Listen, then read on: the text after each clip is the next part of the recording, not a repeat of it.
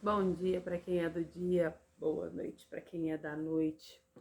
Galerinha, hoje a gente vai falar de uma coisa é um assunto recorrente dentro do salão e que eu tenho algumas veias de percepção do motivo pelo qual acontece, né? Qual é o princípio da mudança visual, né? Qual que é a chavezinha que liga e desliga dentro da gente que traz à tona essa necessidade dessa mudança visual. Eu vi ao longo desses anos de trabalho, eu tenho essa percepção que ela é muito forte e ela é baseada em alguns contextos internos bem fortes. Um desses contextos é um trauma amoroso. A pessoa, quando ela tem um trauma amoroso muito forte, eu tenho a sensação de que morre alguma coisa dentro dela e aquela pessoa ali que viveu aquele trauma morre e nasce uma outra pessoa e essa outra pessoa necessita de uma imagem, né, de um contraste visual para que ela consiga continuar a trajetória dela de vida. Outro motivo muito forte de acontecer essa mudança visual é o processo espiritual, o desenvolvimento espiritual, qualquer que seja esse desenvolvimento espiritual, ele religioso, ele de dentro para fora, ele com as suas intuições, dentro de você espiritualmente alguma coisa muda e você começa a olhar para o mundo com outros olhos, né? E você começa, a sensação que eu tenho é que é tirar o véu mesmo, né? Tem uma coisa que fica nuviando a vida e você acaba olhando para a vida com muitas ilusões. E chega um determinado período da sua vida, na vida de algumas pessoas, que esse véu simplesmente se rompe e aí essa imagem visual é necessária ser mudada. A gente não consegue olhar, eu passei por isso, ainda estou passando, mas a gente não consegue olhar e ver aquela imagem. E aí é necessário fazer a alteração visual para que você consiga se adequar ao seu novo sistema de crenças, né? E agora eu tenho uma outra que é muito básica, mas ela é a mais importante talvez de todas elas, que é a inquietação própria da natureza, né? Nós estamos em constante movimento o tempo todo, 24 horas o tempo inteiro. Então tudo muda o tempo todo, só nós não percebemos, porque a velocidade às vezes da mudança é a velocidade da luz e a sensação que tá é que a gente está parado. Mas não, está tudo mexendo, mudando, rodando o tempo todo, o tempo todo, o tempo todo. Então essa inquietude, essa busca incessante que nós temos por algo, por alguma coisa, ela faz parte desse movimento universal, né? E nós estamos aqui para aprender a lidar com isso. Que apesar de estar tudo em constante movimento o tempo todo, nós precisamos ter uma percepção da quietude para poder ouvir e ver esse movimento que é baseado na velocidade da luz. Então você precisa estar muito quieto para você perceber esse movimento, para você entender que tudo está se movimentando, que cada célula do seu corpo faz um barulhinho, que cada som, que cada coisa ao seu redor, por mais que pareça estar silencioso, está em movimento. Então, a gente, com o ego bem grandão, nós temos a necessidade dessa mudança o tempo todo para perceber o outro, para ser percebido pelo outro, para querer coisas, para dar coisas, para fazer coisas.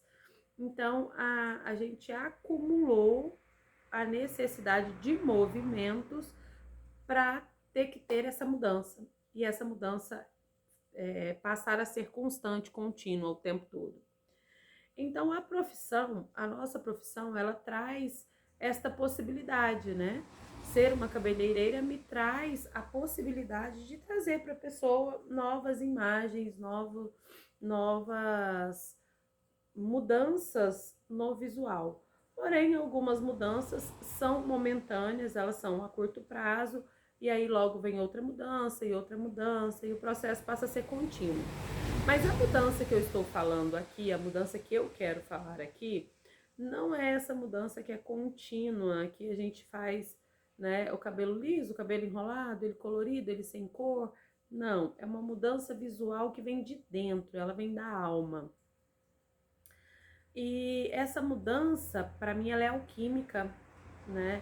Ela acontece com bases nos princípios da alquimia, que tudo se transforma, né? Que você não precisa criar, e basicamente nós não criamos nada o tempo todo, a gente transforma tudo o tempo todo, inclusive a nós mesmos. Mas, para a gente não se perder nesse universo inteiro de mudança contínua e constante, é bom a gente entender essas bases alquímicas para trazer essa sabedoria interna na qual a mudança é necessária, né? E mudar a forma com que a gente vê algo não faz com que algo seja diferente do que é. Começa por aí. O paradoxo da mudança, que não é tão mudança assim, sabe? Vou dar um exemplo eu adoro dar esse exemplo em sala de aula, e é um exemplo bem gostoso para mim. Você tem um amontoado de amendoim e você vai fazer paçoca com amendoim. Você está fazendo o amendoim se transformar em uma outra coisa. Mas quando você passa por esse processo de transformação por outra coisa, você não retorna mais à coisa original, mas você não deixa de ser a coisa original, entende? Você pega o amendoim, faz a paçoca, virou outra coisa.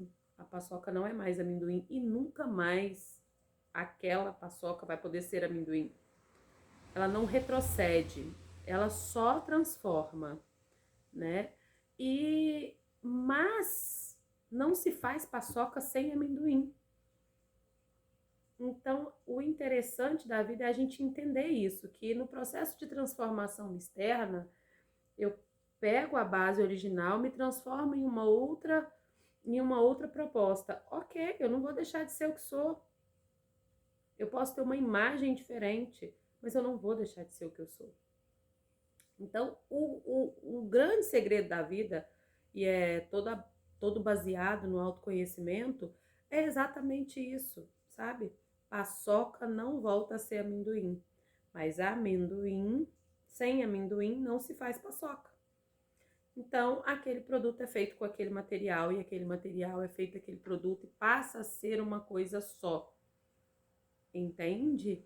Então, quando eu passo por esse processo de transformação, eu passo pelo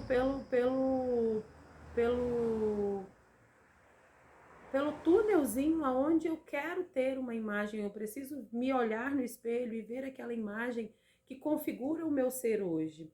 Mas o meu ser hoje, ele é configuração, ele é base no meu ser de ontem. Então, eu sou essa transformação contínua, mas eu não deixo de ser o que sou. Eu sou o que sou, desde sempre. Com cabelo curto, com cabelo longo, com cabelo colorido, com cabelo sem colorir. Mais gorda, mais magra. Com filho, sem filho. Casada, solteira. Eu sou o que sou. E quando eu olho para trás e vejo que eu sou o que sou, eu fico rindo sozinha, assim.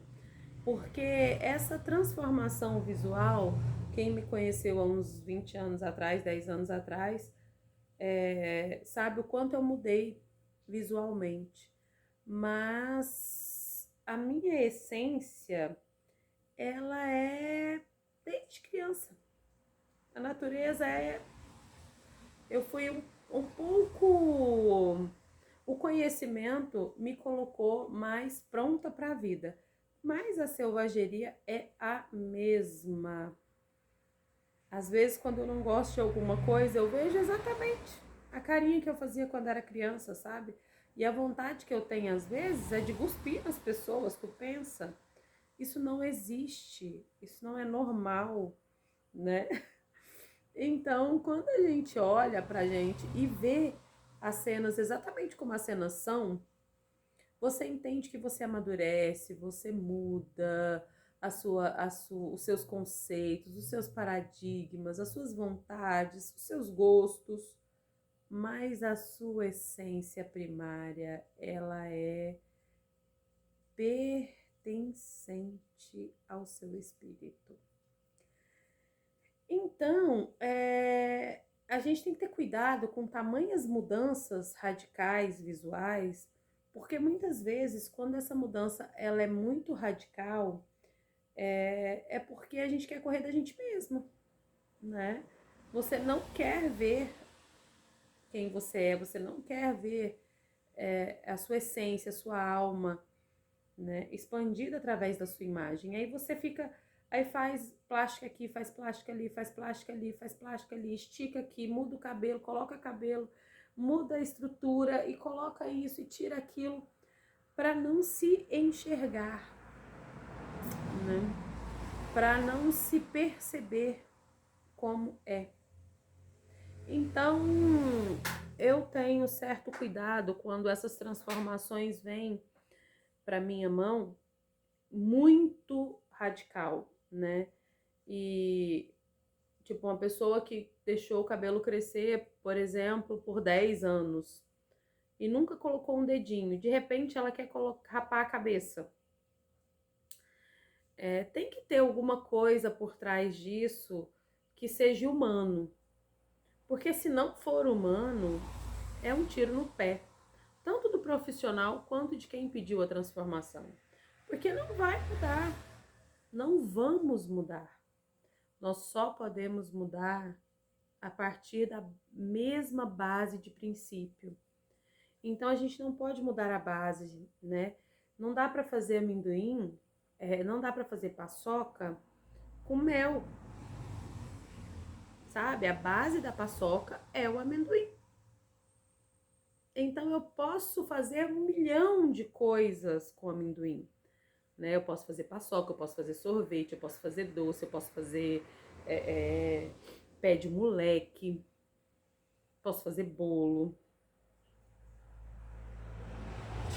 posso comer doce, posso comer salgado, mas amendoim é amendoim. Entende que eu vou continuar sendo a Patrícia rebelde, né? Eu sou uma contestadora nata, né? Adoro a trajetória do mago, né? É um arquétipo que eu utilizo e que eu gosto bastante na minha estrada de vida, me reconheço muito nele. Tenho, né, uma estrutura, né, uma querência pelo novo, pela descoberta, pela transformação, mas é dentro, porque daí quando eu mudo dentro, a parte de fora é muito mais simples, ela é menos agressiva, conforme a gente vai mudando dentro, a sensação que eu tenho é que a parte de fora vai se adequando ao que está dentro. E aí a base continua a mesma, não mexo nas estruturas desta casa, eu mexo no processo de transformação, em construir mais alguma coisa, um outro produto a partir do produto original, mas não mudo a originalidade da coisa. As pessoas sempre falaram que eu tenho um espírito cigano, porque eu adoro mudar de casa, loja, salão, mudo bastante a minha vida física. Mas a minha vida espiritual, a minha vida emocional, a minha vida familiar, ela tem um processo contínuo. Ela não muda porque eu mudei de casa, ela não muda porque eu mudei de loja, ela não muda porque eu mudei de negócio, ela não muda porque eu mudei de cara, ela não muda. Porque a base é a mesma. A base é a essência da vida que eu quero construir para mim em ordem crescente. Então, quando eu mexo na minha parte externa, é para poder refletir o que eu construí de novo internamente.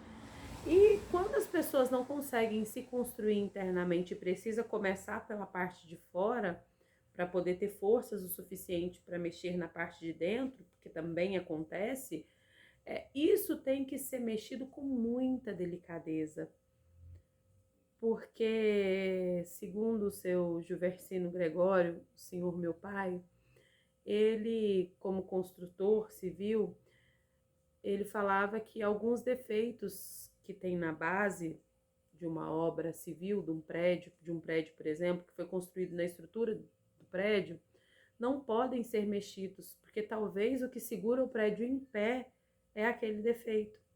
Então tem alguns defeitos que você precisa olhar para ele com muito carinho, porque pode te destruir totalmente, entende?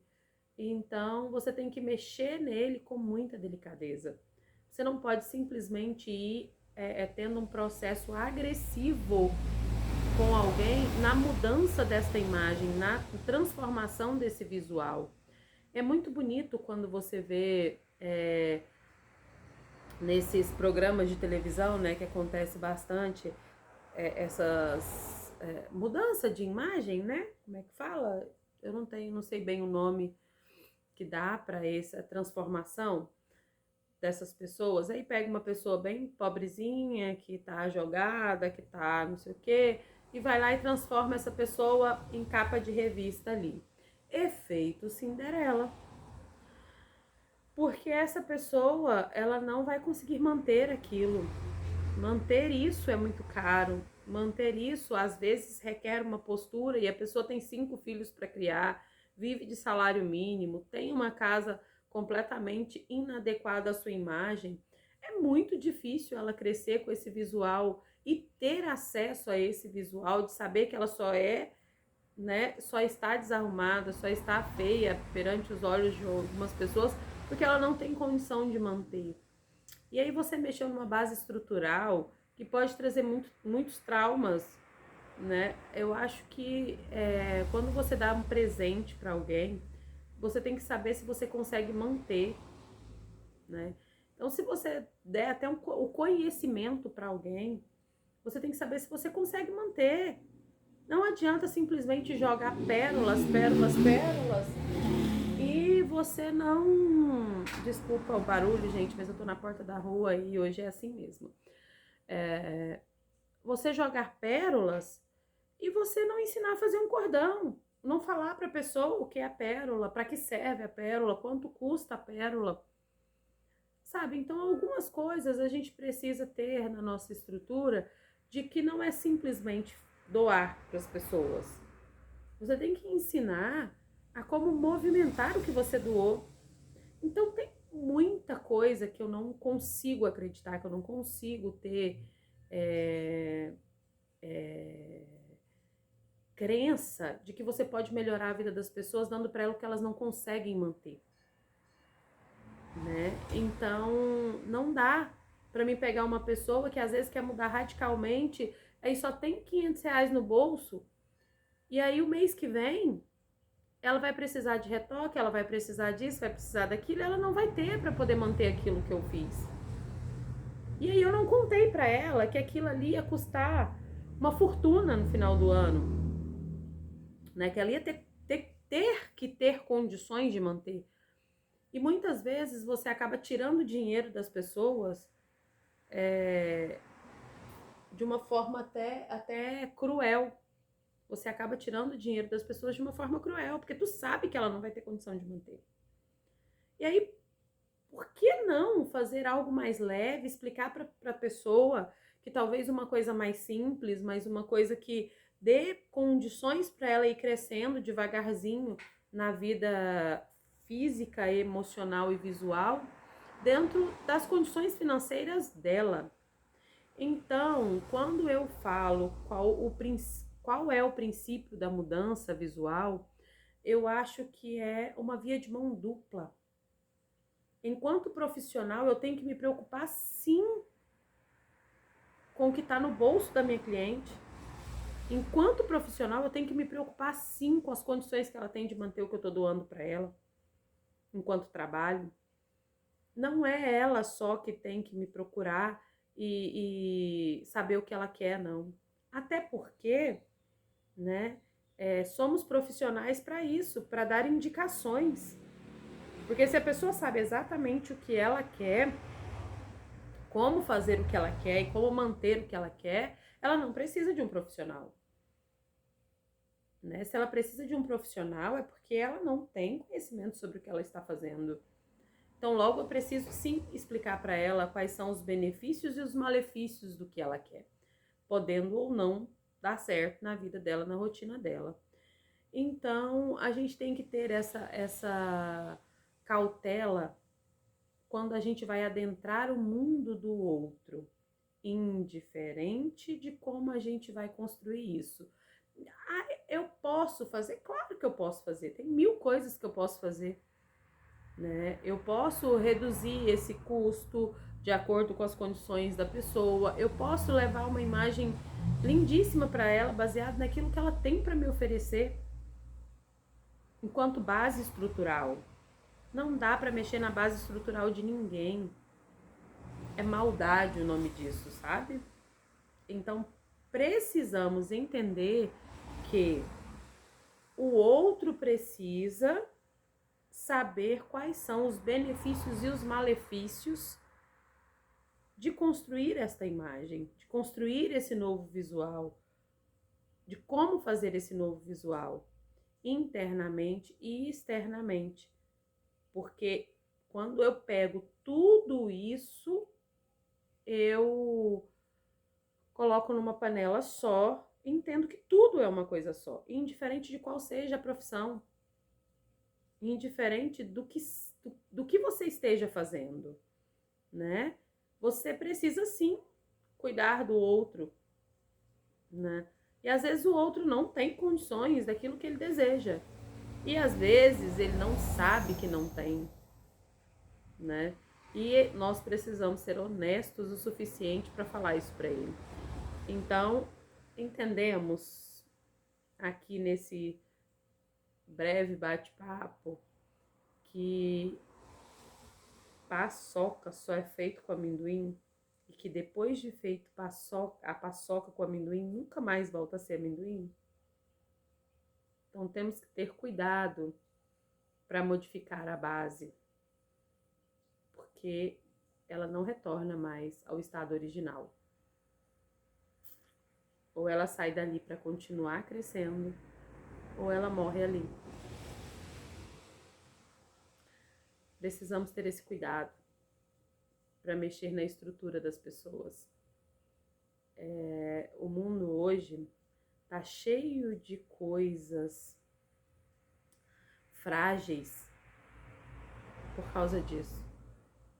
Porque nós não ajudamos a fortalecer as pessoas, a gente acaba ajudando a enfraquecer as pessoas, né? E eu ouvi uma cliente falar uma vez para mim, e esse foi um assunto, aliás, uma vez não, esse foi um bate-papo que aconteceu ontem, né, dentro da loja, e que eu quero passar para frente, porque quase que em tempo real, né? Na linha dessa busca incessante pelo sucesso, as pessoas têm uma frase, os grandes coaches da vida têm uma frase que você é a média das 5 pessoas que você convive. Então, baseado nisso, você precisa conviver com 5 pessoas muito melhor do que você, né? Para você conseguir galgar o tão sonhado sucesso. E ela me trouxe filosoficamente uma questão muito engraçada, que é que você só consegue perceber a primeira frase de impacto que esses grandes coaches falam pra gente. Porque se você perceber o que vem depois dessa grande frase de impacto, você começa a ter uma percepção de si mesmo totalmente diferente. Porque se for baseado nisso que eles falam, Essas 5 pessoas que são melhores do que você jamais ficariam perto de você, sabendo que você é menor do que elas. Né? Quando você julga uma pessoa melhor do que você é pior do que alguém. Né? Então, o ideal é a gente juntar tudo isso e entender que somos um só. Cada um na sua estradinha, sabe? Cada um com seu modelinho de vida. E tá tudo bem. O que é sucesso para você não é para mim. E eu já tive conversas lindíssimas com mendigo na Lapa. E já tive conversas insuportáveis, sabe? Com presidentes de grandes empresas. Então, assim, é muito delicado a gente se julgar melhor ou pior do que alguém. Porque com certeza absoluta, quando eu julgo alguém melhor do que eu, né, eu estou me colocando pior do que alguém. E aí é um ciclo vicioso e perigoso.